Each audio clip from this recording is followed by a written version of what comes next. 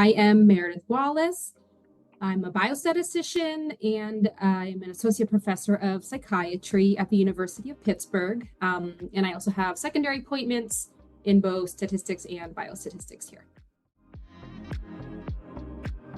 I think I first found out about it through one of my mentors, Dan Vicey, and he suggested I take a look at it when we were brainstorming ideas for my first R01.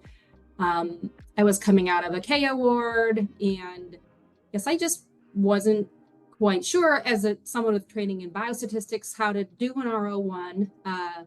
And he mentioned this as a resource that had information about a lot of different sleep data sets. And he had told me that, he thought the field would really benefit from somebody who could combine them to answer new research questions. So this really intrigued me, I guess, as a statistician. And so this is kind of what made me start looking into the NSRR and investigating what they had. I've used it in a lot of different ways, and actually for quite some time within my career. I think, as I was discussing previously, I really do credit the NSRR as playing a key role in me obtaining my first R01. And that was maybe back in 2017. And then as well as the subsequent competing renewal that I have now.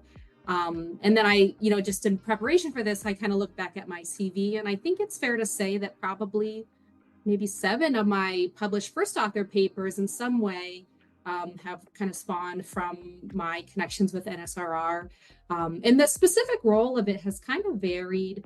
In terms of when I'm working on getting my grants, I definitely go to the NSRR to see what data sets are there, because the work that I do is a lot of it's about harmonizing and combining big sleep cohorts. So I'm always interested in seeing what they have available. And through the NSRR, I can look and see kind of what variables they have, what the participant populations are. And that really helps me to just get an initial understanding of which cohorts could possibly be combined and looked at together. Another way that I've used it is I do a lot of more methodologically focused work. And so for me, especially with the methodological work, I would much prefer to work with publicly available data sets. They're just so easy to access and share. And so I will use NSRR for that. And in particular, I've used like the Sleep Heart Health Study several times for some methodological work that I do. And then I also always share NSRR with my biostatistician colleagues and my methodological trainees. Anytime they're looking for data, I will also point them there as well. Part of what I do in the work that I do with the NSRR, like I said, is harmonizing data sets, and sometimes I harmonize them and combine them and analyze them together, and sometimes I look at replicability across them. I think so for me, a lot of my work is really focused on finding replicable and generalizable findings, the findings that I think really reflect the most prominent, rigorous, biggest patterns. I think especially with sleep data, there are so many different data types, there's so many different variables, and it's so easy to get lost. And this paper found that, and that paper found that, and this cohort sees this. And then it's hard to step back and sometimes see those bigger patterns. So I think my hope is that, by leveraging the data in the NSRR, we could actually begin to see the big patterns, see what's replicable, see what's consistent. And my hope is that that can kind of guide some of these bigger decisions and bigger scientific movements in our field.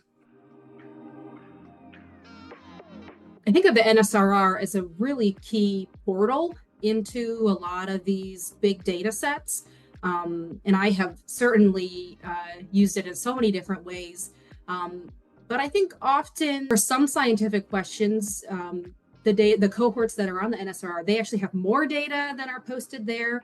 And there's a lot more nuance than what we may even know. And so I think always to reach out to the original investigators and to make sure, that people kind of do their research and make sure they understand like the full context of the cohorts.